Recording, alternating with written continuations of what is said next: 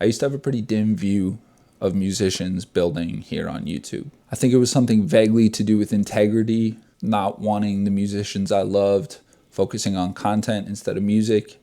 But over time, my views have evolved, and I think I had it wrong. Now, I do make indie electronic music, breakbeat, but one of my favorite bands of all time is The Replacements. And in Bob Mayer's incredible book, Trouble Boys, he talks about how resistant the band was to the rise of MTV. They didn't want to engage in it. They didn't want to make music videos. They didn't want to do what they felt was content marketing, I guess. From my modern perspective here in 2026, I totally get that. But as someone who was raised on music videos, there's some dissonance there. While they were resisting the medium kept on moving. And ultimately, it moved on without them.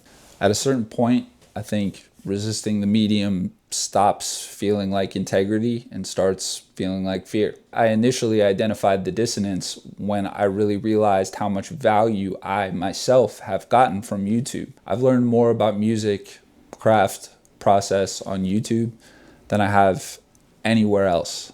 And that's as a musician, but that's also as a fan. That's also as a listener. So I had to ask myself, why was I so eager to stand outside of a space that had already given me so much?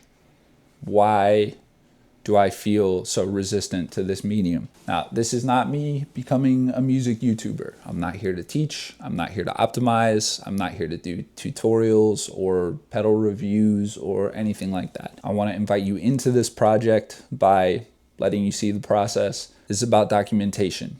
I'm going to be doing this weekly this year, showing you what I'm making while I'm making it.